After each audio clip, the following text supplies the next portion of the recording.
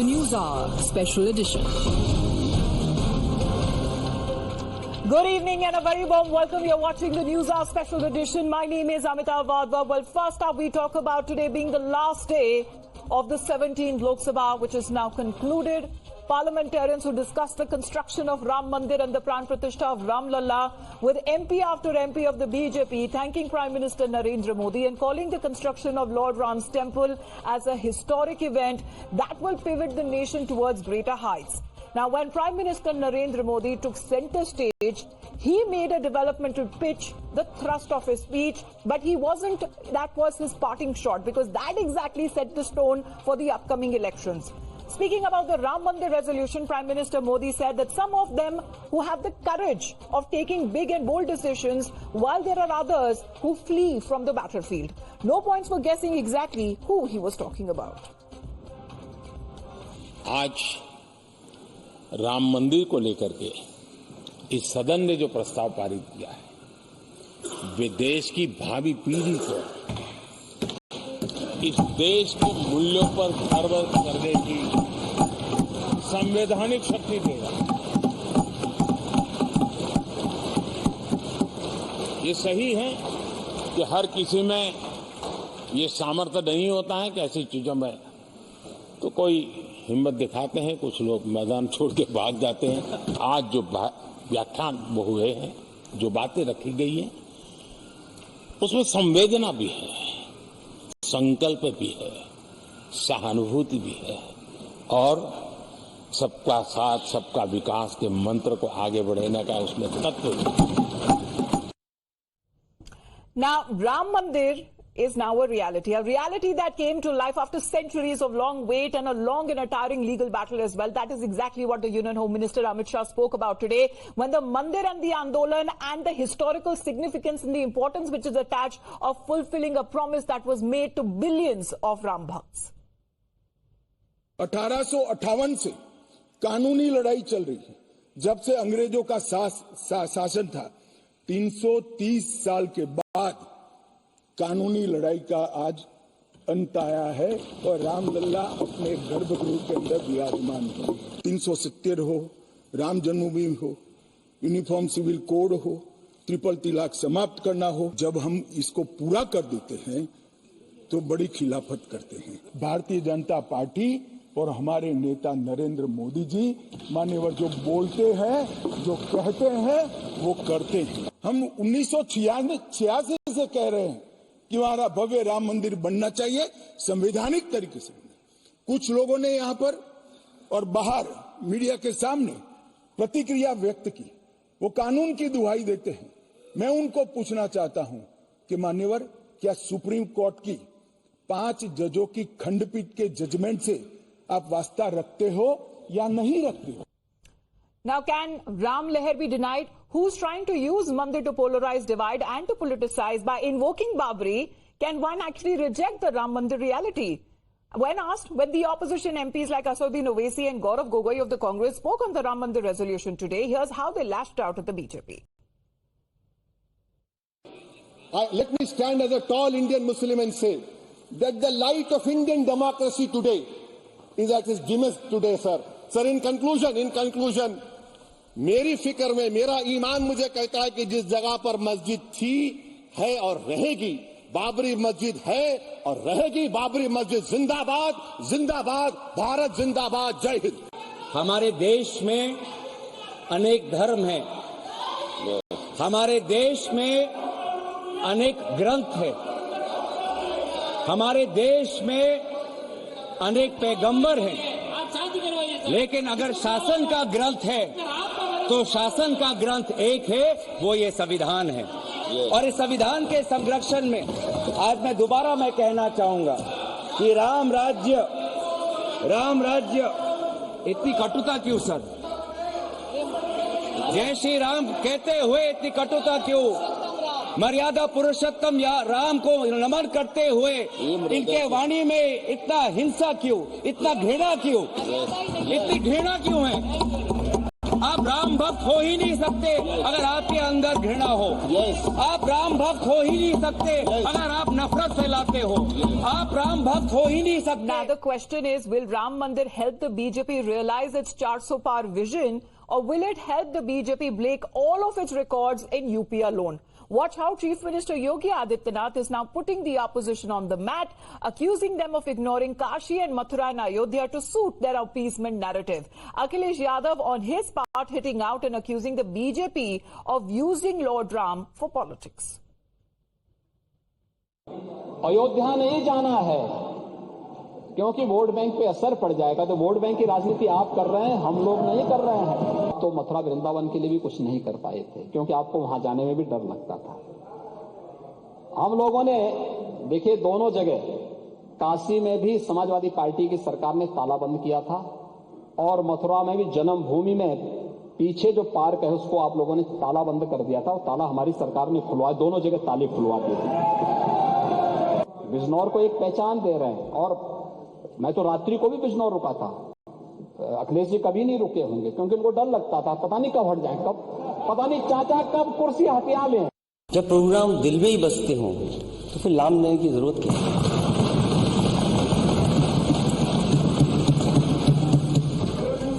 राम पहले भी थे, प्रभु राम आज भी हैं और प्रभु राम हमेशा रहेंगे। जब हम और आप नहीं थे, प्रभु राम तब भी थे, और जब हम और आप नहीं रहेंगे, प्रभु राम तब भी रहेंगे। इसलिए कहना कि आप प्रभु राम को लाए हैं, ऐसा कहकर कि आप भगवान श्री राम का अपमान तो कर ही रहे हैं, साथ ही साथ धर्म को भी अपमानित कर रहे हैं। All right, on the special edition of the News Hour tonight, let's open this up. We have Charu Pragrafan, the national spokesperson of the BJP, joining us. Sameer Chongarkar, who is a senior journalist. Kamruzman Chaudhary, political analyst, as well. Manoj Yadav, spokesperson from the Samajwadi Party. And Kishore Tiwari, spokesperson of the Shiv Sena Uddhav Thackeray faction. Kamruzman Chaudhary ji, I want to start with you, sir. Why is everything now being linked to the upcoming elections? So that is what the Congress party now believes in, because right from even when it comes to the honors that have been given to certain individuals with the Bharat Ratna, right to Ram Mandir as well, we saw what happened during the lead up to the Pran Pratishtha. Every single day one or the other issue was being raised.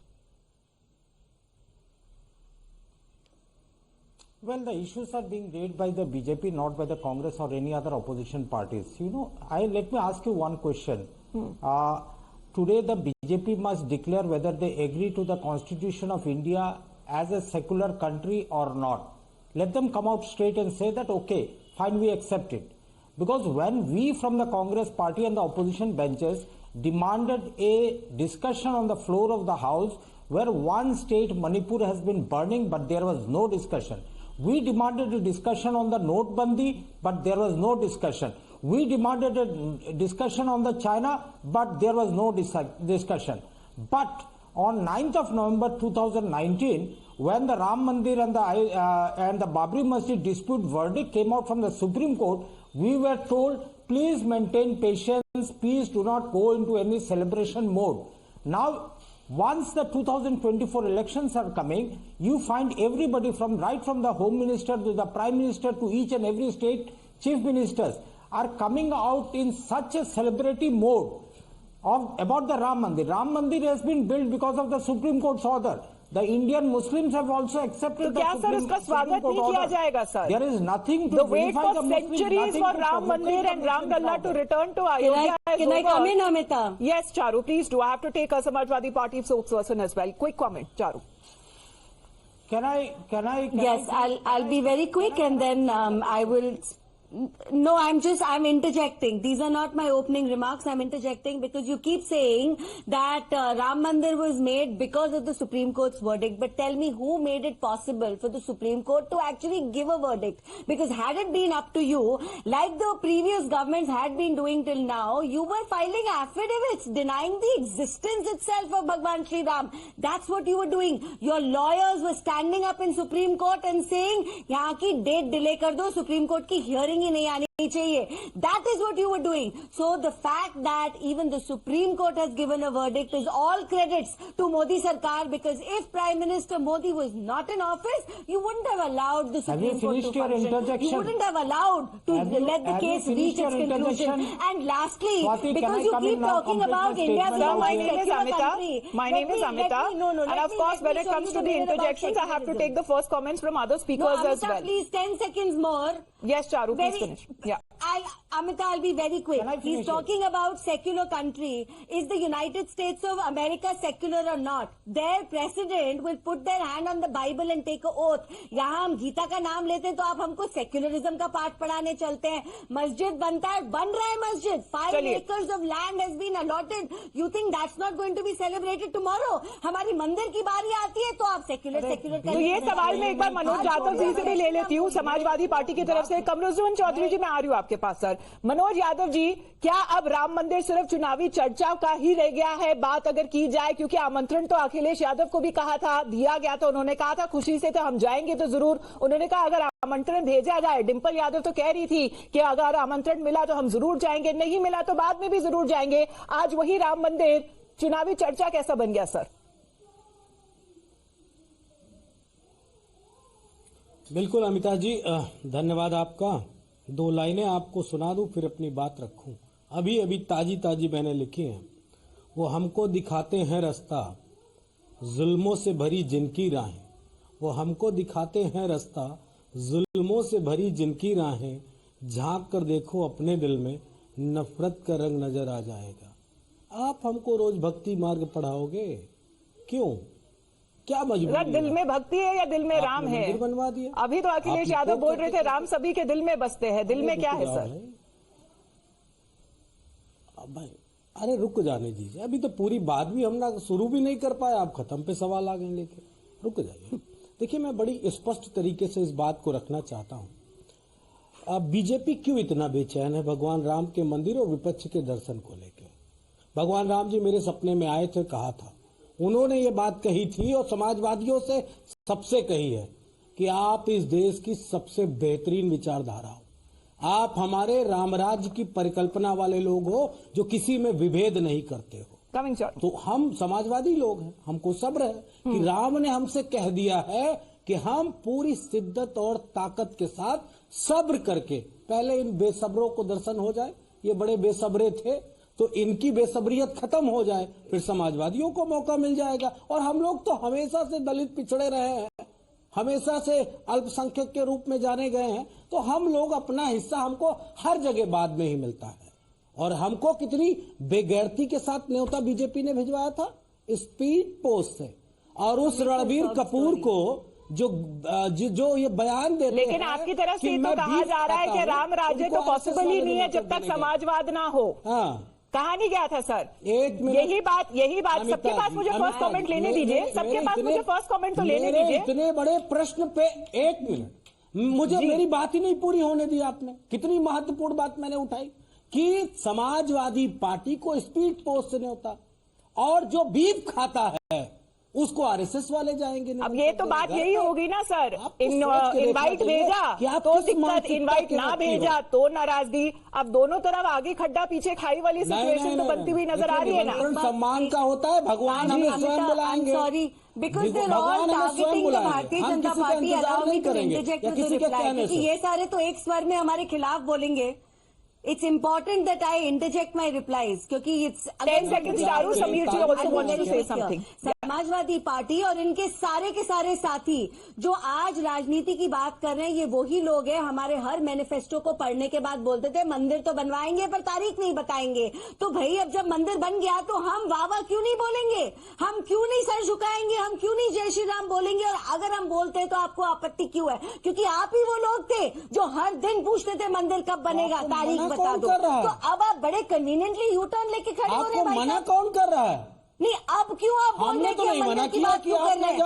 आप हमने तो नहीं कहा कि आप तब दर्शन हमसे करो। करते थे। अरे जब 10 हम बार प्रण सर को आप लेते अपना थे, झुकाओ पर भाई। प्रण को पूरा करने में थोड़ा समय उसका पुण्य आपको मिलेगा, हमें थोड़ी नहीं मिलेगा। तो आपको आप लगता है 100 कि बार हम राम याद राम नहीं बोलो, दिलाएंगे उसका आपको। पुण्य भी आपको मिलेगा। चलिए समीर जी, समीर जी आपकी तरफ से sir first comment to you sir, is Ram Mandir now a reality as far as the aspiration of billions of Hindus across the globe that has been fulfilled, their dream has been fulfilled, और as the opposition stage has become now only a chunavi चर्चा?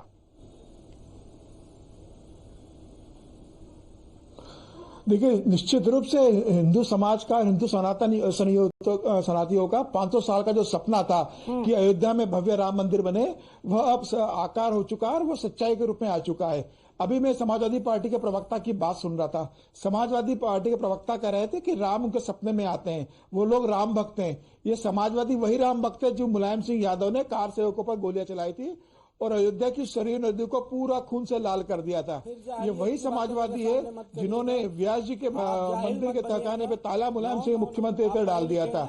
ये वही समाजवादी है जब मुलायम सिंह की सरकार थी तो मौलाना मुलायम की पदवी मिली थी कि किस तरीके से मुसलमानों का पक्ष लेना है और किस तरह से हिंदुओं पर अत्याचार करना है। मुझे लग रहा है आज प्रधानमंत्री मोदी ने 22 जनवरी को राम जन्मभूमि कर दिए तो प्रधानमंत्री मोदी ने बहुत स्पष्ट कहा है कि अब देव से आज प्रधानमंत्री नॉर्मल चर्चा सर, आराम से बात कीजिए, आपको भी आपका मौका मिलेगा और राम से राष्ट्र की ओर बढ़ना है। वैसे ही बात करो, आराम से बात हो रही है सर। बहुत स्पष्ट कहा था कि देव से देश की ओर बढ़ना है और राम से राष्ट्र की ओर बढ़ना है। आज आऊंगे आपके पास। राम राज्य की ओर बढ़ रहा है और जो राम राज्य की बात किशोर तिवारी जी तो अभी तक बोले भी नहीं है। राम राज्य की बात किशोर तिवारी जी तो अभी तक बोले भी नहीं है। आज प्रधानमंत्री मोदी ने 10 साल के अंदर वह राम राज्य समीर जी बताता है, आप जो कह रहे हैं वो शायद आपत्ति होगी ऑपोजिशन पार्टी के लीडर्स को, लेकिन किशोर तिवारी जी से भी मैं फर्स्ट कमेंट ले लेती हूँ, क्योंकि सर आपत्ति आखिरकार क्या थी? आज जो प्रधानमंत्री बोले on the floor of the house, क्योंकि कुछ दिन पहले उद्धव ठाकरे तो बोल रहे थे हम तो आपके शत्रु नहीं, आप ही ने हमें छोड़ा। तो सर ये क्या है स्टैंड उद्धव ठाकरे शिवसेना का, वो हमें जरा समझा दीजिए।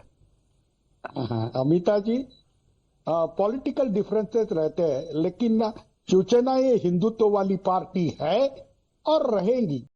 राम का मंदिर बने इसके लिए हमने संघर्ष किया, हमारा ये सपना था और ये सपना पूरा हुआ, इसलिए हमने मोदी जी का आभार भी माना है। और हम तो राम मंदिर जाते रहते थे, लेकिन जिस तरीके से चारू को मैं बता देना चाहता हूं कि मंदिर अभी बना नहीं है, अभी तो मंदिर 30% ही बना है। लेकिन ठीक है, चुनाव का पॉलिटिक्स है और चुनाव के राजनीति के लिए राम मंदिर समीर इसलिए यूज कर रहे हैं क्योंकि देश के आर्थिक विकास के और मोदी के गारंटी के सारे वादे फेल हो चुके। मैं ग्राउंड से बात कर रहा हूं समीर, मैं ग्राउंड से बात कर रहा हूं। अगर यही राम राज्य है जहां पर हर 3 घंटे में किसान आत्महत्या करते हैं, जहां पे किसानों की ऐसी हालत हो चुकी है कि उन्हें मिनिमम सपोर्ट प्राइस पर दाम नहीं मिल रहा, राम राज्य किशोर जी की सबका साथ सबका विकास हो रहा है। एक मिनट समीर जी, मैं बोलूंगा ना, इतना बेचैन हो जाते हैं। आपकी राम भक्ति से ज्यादा मोदी भक्ति दिखती है, थोड़ा संभाल लिया करो अपने आप को। मैं बात कर रहा हूं कि 2 जून की रोटी देने की बात आती है। जिस किसान की आमदनी दुगुनी करना चाहते थे, उस आमदनी को आप इनकम सपोर्ट देना चाहते हो। देखिए, अगर आप इतनी विकसित और इतनी सफलताएं रहती तो मोदी जी राम का सहारा नहीं लेते। देश की परिस्थितियां और चैलेंजेस ऐसे हैं। It still doesn't answer the question, sir. What exactly is the stand of Uddhav Thackeray Shiv Sena, sir? नहीं, we have decided. हमने हिंदुत्व हमारा ऐसा है, वो जनेऊ और सेंडी वाला नहीं है। मेरी बात समझ लो, हम रोटी के लिए, रोजी के लिए काम कर रहे हैं, राम राज्य लाने के लिए काम कर रहे हैं। और मैं अभी कहता हूं आपसे, प्रज्ञा जी, देश का विवेक अब बताएगा कि धर्म से राज्य चलाए जाते हैं क्या। राजनीति की जाती है क्या? क्या देश संविधान से चलता है? ये हम देखेंगे। बीजेपी बुरी तरह से राम का नाम ले रही है। चलिए, you took Charu's name. Let Charu give you a reply. Yes, Charu. Can I? Thank you. And क्योंकि ये मुझसे पूछा गया कि धर्म से राजनीति चलती है, तो हाँ जी, धर्म से राजनीति चलती है, क्योंकि जो बिना धर्म के राजनीति करते हैं वो लोगों के साथ छल कपट करते हैं, लोगों के साथ धोखा करते हैं। मोदी जी अपनी राजनीति धर्म के साथ करते हैं और इसीलिए हमारे देश में इतना डेवलपमेंट हो रहा है। मैं जानती हूँ आपको मोदी जी पसंद नहीं है, लेकिन that does not take away from the fact, Amita, that India has progressed on every single parameter. You are talking about the state of farmers, look at how much the MSP has increased, whether we talk of rice, we talk of paddy. We are working to modernize every way in which the farmers have been working, starting from subsidies, everything. And moving forward from there, अभी अगर हम लोग नहीं, अभी just 2 days back, my government has come up with a white paper. Sir, मैंने आपकी बात पूरी सुनी, पूरी बात सुनी, मेरी बात खत्म होने दीजिए। Can I, Amita, no, this is important because you know those who say कि हमको राम का सहारा लेना पड़ा, पहली बात तो राम का सहारा हमने कभी छोड़ा नहीं था, और दूसरी बात, if you are looking at economic parameters, just a few days back we presented a white paper in Parliament. We are talking about how much our GDP has grown. We are telling you that we are the 5th largest economy in the world right now, and that is only because of the policies, the economic policies. Earlier we used to pay an income tax even after earning 2 lakh rupees annually. Now we're not paying income tax even after. Well, that's the politics mainly between the Congress and the BJP that has been happening between the black paper and the white paper. But let me get Mr. Kamaruzzaman Chaudhary ji again back on track. Coming on that, because we have to discuss today when it comes to Ram Mandir and its possible political implications as well. Yes, Mr. Chaudhary. Yeah, basically, you know. Yeah, I am just recollecting one statement made by a BJP leader, you know, when he said that India got independence in 1947, but the soul of India was liberated on January 22nd, 2023. Some 5,000 of the workers of the Bharatiya Janata Party are being sponsored from each parliamentary constituency to visit the Ram Mandir before March to May, April, I believe. That is the case. Now you tell me one thing, simple as that. If the politics of Ram Mandir is being used by BJP, it is their style of politics. Because they have used the Pulwama, where the 40 Jawans have died before 2019 elections. Now, if it is Pulwama for 2019, it is Ram Mandir for 2024. And our Congress party in the opposition, when there was a bomb blast in Mumbai, what did you do? You pushed papers, come on, madam, you wrote come on, letters madam, come on, instead madam. of avenging all the people we lost to a terrorist attack. Charity, I'm sorry, I will not allow you to say use Pulwama and get away with it. This is not fair. If I am not allowed to speak, we had martyrs in this country, they lost their lives. And you are saying, Mr. Chaudhary, we don't say killed, sir, we say martyred. We don't say killed, sir, we say martyred. They gave up their lives making the ultimate sacrifice, Mr. Chaudhary. That happened and we avenged it. No, we avenged it. And you be very careful about what kind of language you're using for our martyrs and that terrible terrorist incident. We know where the blame lies and we struck back strong. Madam Charu, just don't go literally into the words that have been spoken. Of course, they are martyrs. There is no denying to the fact. Now, Sir, who was Devendra Singh out there? A BJP functionary caught in that. Why there is no NIA inquiry? Be careful about the words that you're using. No, I am sorry. I am sorry. You cannot just say there are only words and don't interfering. All right. But we need to come back. We need to circle back when it comes to the issue of Ram Mandir. That is today the topic of our discussion. People have come down to. Kishore ji, coming to you. Manoj ji, आपसे अगर एक और सवाल ले लूं, क्योंकि अभी चर्चा जो चल रही है, क्या बीजेपी के राम, क्या कांग्रेस के राम, क्या सभी के राम, किसके राम? देखिए, सबके अपने अपने राम अमिता जी। जो जैसा है, कबीर का राम अलग है, तुलसी के राम अलग हैं, और समाजवादियों के राम अलग हैं, भाजपाइयों के राम अलग है, सबके अपने अपने राम है। इसमें कोई लड़ाई नहीं। और अगर कोई ये चाहता है कि नहीं सबके राम एक ही हैं, तो उसको मेरे ख्याल से अपने बारे में झांक के देख लेना चाहिए। महत्वपूर्ण बात बीजेपी की प्रवक्ता ने कही, वो कही कि 5वें नंबर पे देश की अर्थव्यवस्था आ गई। I am very happy. लेकिन उस अर्थव्यवस्था को जब मैं 5th लार्जेस्ट इकोनॉमी को देखता हूं तो उसमें मुझे अडानी अंबानी नजर आता है, और दूसरा तरफ मैं झांक के देखता हूं तो 85 करोड़ लोगों को 5 किलो राशन देता हुआ इकोनॉमी मुझे दिखता है। और ये शेमफुल है, इतनी बड़ी शेमफुल है, पूरी दुनिया में ये मैसेज जाता है कि 5th largest economy in India 85 crore लोगों को राशन देना पड़ता है। तो कहां से ये इकोनॉमी बढ़ रही भाई? गारंटी की बात करेंगे सर, तीसरी लार्जेस्ट इकोनॉमी की बात कर रहे प्रधानमंत्री नरेंद्र मोदी, उनकी गारंटी पर विश्वास करेंगे क्या? पड़ता नहीं है। फिर उसमें 1 अरब लोग हो जाएंगे राशन वाले, दिया जाता तो भुखमरी फैल जाती। कोविड को जाए हुए जमाना हो गया। नेशनल एस्टैब्लिश्ड जो बच्चे उस समय पैदा हुए थे तो वो 4 साल के हो गए। कहीं और इस्तेमाल करेंगे। जो बच्चे पैदा हुए थे खाएंगे वो पैर और खाने में अगर वो खर्चा जो करते हैं, अगर वो खर्चा कहीं और कर रही है हमारे देश की जनता, तो आपको आपत्ति क्यों है? गरीब का दर्द तो आपको कभी दिखाई नहीं देता सर। राशन की आप बात कर रहे हैं, आपने कभी नल से पानी आने की चिंता करी? पक्की छत की चिंता करी? आपने कभी ये सोचा कि गरीब आदमी इलाज कैसे कराएगा जब तक आयुष्मान योजना नहीं आई? आपने कभी ये सोचा कि एक महिला अपनी सेहत खराब करती है, पूरे दिन लकड़ी बीनती है खाना बनाने के लिए, उज्ज्वला योजना आई थिंक एवरीवन, मैं महिलाओं के बारे में बहुत सोचता हूँ, एंड क्रिएटिंग मैं गुजरात की उस महिला के बारे में सोचता हूँ यू टेक सच जिसका जीवन बर्बाद कर दिया लोगों ने। एंड यू आर सो चलिए मोदी किशोर जी अगर ऑपोजिशन पार्टीज की बात की जाए, क्योंकि हमें वापस राम मंदिर के मुद्दे पर आना पड़ेगा, क्योंकि हम भटक रहे हैं। वापस आते हैं राम मंदिर के मुद्दे पर। राम मंदिर के मुद्दे पर मनोज जी, अभी मैं एक बार किशोर जी से भी एक और सवाल पूछ लेती हूँ, क्योंकि यहाँ पर अगर किशोर जी राम मंदिर का मुद्दा अगर दिया जाता है, अभी तो पता चल रहा है कि शायद उद्धव ठाकरे भी जरूर जाए अयोध्या, मत्था टेके, वहां पे दर्शन करे रामलला का, लेकिन क्या हर चीज राजनीति से जोड़कर देखी जानी चाहिए क्या सर? क्या वो उसकी जरूरत है अभी?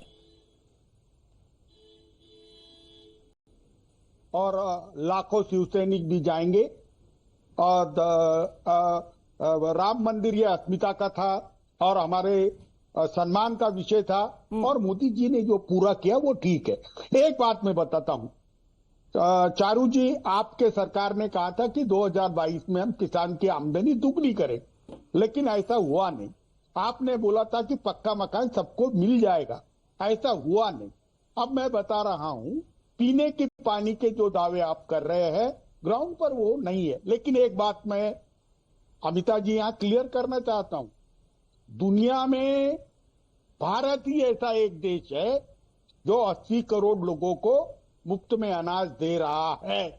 तो वेलफेयर स्टेट के अंदर रोजगार जोड़ दे, अनाज लोगों को फ्री दे रहे, लेकिन अनाज पैदा करने वाले किसान को भी जिंदा रहने का मौका मिले तो अच्छा लगेगा।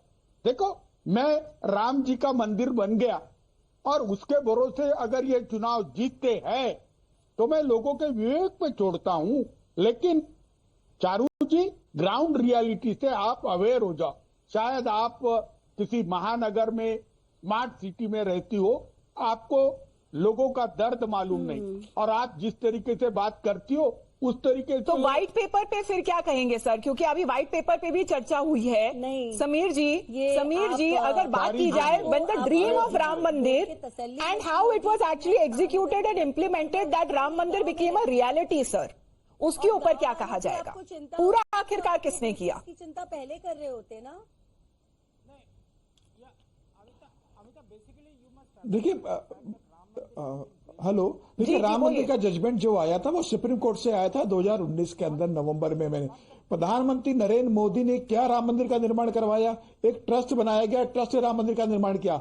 22 जनवरी को प्रधानमंत्री मोदी की जो स्पीच थी अयोध्या में, क्या उन्होंने वहां कोई राजनीतिक लाभ लेने की उसकी कोशिश की? एक बार भी प्रधानमंत्री मोदी के या भारतीय जनता पार्टी के किसी नेता ने या राष्ट्रीय स्वयंसेवक संघ के किसी नेता का आपका कोर्ट वर्डिक्ट के बाद कोई बयान आया है कि जय श्री राम के हम नारे लगा रहे हैं? सबको साथ में लेकर इसका निर्माण करने की कोशिश की गई है। आज भी जब राम मंदिर का धन्यवाद प्रस्ताव आया, but the question is, even on the issue of Ram Mandir, can the opposition look beyond the prism of politics, because Ram Mandir is now a reality, and when it comes to the aspirations and the faith of crores of Hindu globally, that today stands fulfilled. Thank you very much, all of you, for joining us here on the special edition of the News App. Thank you very much. All right, before signing off, let's also get you the picture of the golden chisel and the silver hammer that has been used by sculptor Arun Yogiraj, who actually carved the eyes of Ram Lalla's idol.